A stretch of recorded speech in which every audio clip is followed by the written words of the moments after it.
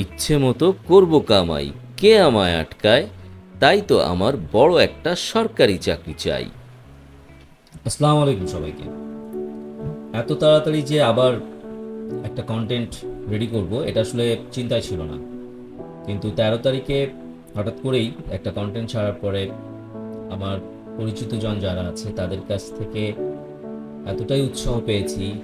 অনেকে কল করেছে, অনেকে মেসেজ দিয়েছে, দিয়ে উৎসাহ দিয়েছে যে ভালো হচ্ছে, ভালো হয়েছে, এরকম যে কাজটা শুরু করেছো খুব ভালো।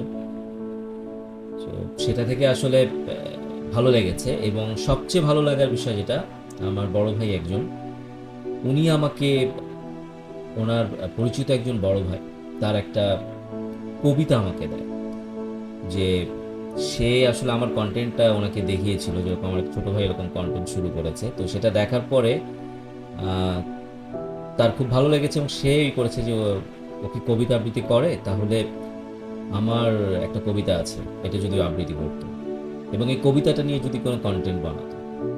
সো আমার কবিতাটা পড়ে আসলে খুব ভালো লেগেছে। হ্যাঁ, কবিতাটা আসলে একটু মজার, একটু ফানি। আমাদের দেশের কিছু মানুষ, দেশের একটা গণ্ডির কিছু মানুষকে নিয়ে আসলে ফান করে কবিতাটা বলা, এখানে আসলে কোনো খারাপভাবে কেউ কিছু নেবেন না। আর আমাদের দেশে রিসেন্টলি আসলে একটা আন্দোলন চলছে চাকুরি কোটা নিয়ে। সো ওই জায়গাটা থেকেও আসলে একটু বলা হয়েছে কবিতার মধ্যে ইনডিরেক্টলি, বাট এটা জাস্ট ফর ফান।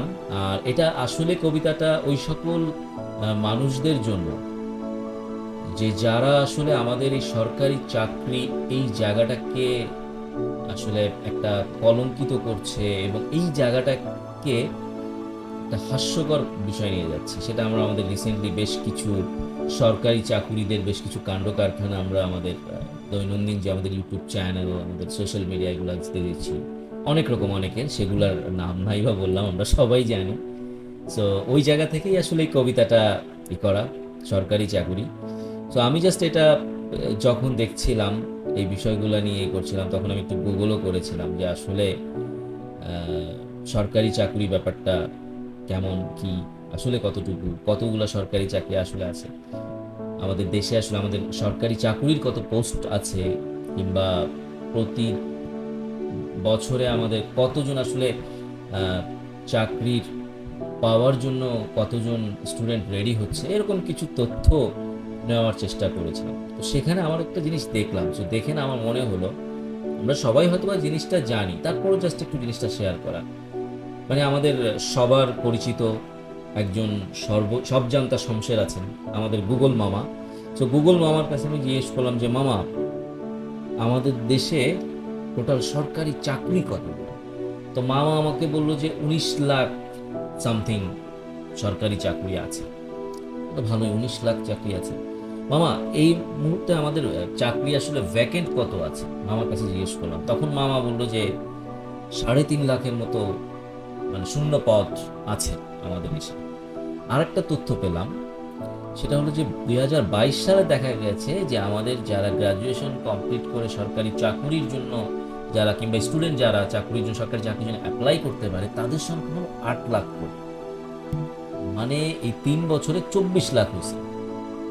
বাপরে বাপ, 24 লাখ, মানে 24-25 লাখ মানুষ, এরকমই মানুষ। 3 লাখ চাকরির পিছনে আমরা ছুটতে থাকি, তার মধ্যে আবার কোটা। এটা তো আসলে থাকা উচিত না। সো আমি আসলে পার্সোনালি কোটা বিরোধী, মানে কোটার বিরুদ্ধে, যে কোটা টোটা সব থাকা দরকার নেই। কোটা যদি থাকে, একমাত্র থাকবে প্রতিবন্ধী কোটা, সেটা থাকতে পারে। হ্যাঁ, বাট কোটাটাকে আসলেই সংস্কার করা উচিত। তো এটার বিপক্ষে আমি না, কিন্তু সরকারি চাকুরি আসলে এত প্রিয়, সরকারি চাকরি, সরকারি চাকরি পেতেই হবে, এইটা জাস্ট একটু মজার ছলে, ফানের ছলে এই কবিতাটা। এবং অবশ্যই কবিতাটা ফানের ছলে হলেও আমার কাছে যেটা মনে হয়েছে এবং আমি বিশ্বাস করি, এবং আমি আসলে বিশ্বাস করি, এটা কথাটা সেভাবে না, বলতে গেলে বলতে হয় যে আমি আসলে তাদেরকে ধিক্কার জানাই যারা এই সরকারি চাকরিটাকে কলঙ্কিত করেছে, যারা সরকারি চাকরির নামে, কবিতাটা শুনলেই আপনারা বুঝতে পারবেন আশা করি কি করেছেন। তো আমরা কবিতাটা শুনি। আজকে এ পর্যন্তই, ইনশাল্লাহ আবার দেখা হবে। আসসালামু আলাইকুম। সরকারি চাকুরি।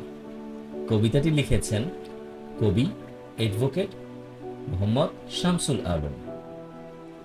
বেতন বোনাস থাকলে ভালো, না থাকলে নাই।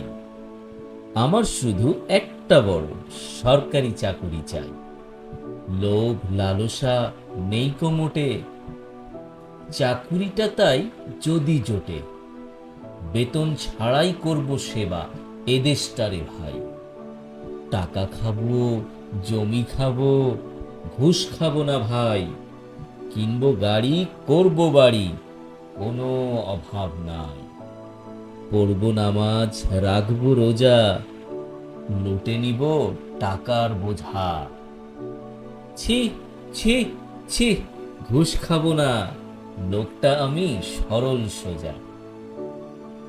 ইচ্ছে মতো করবো কামাই, কে আমায় আটকায়? তাই তো আমার একটা বড় সরকারি চাকুরি চাই।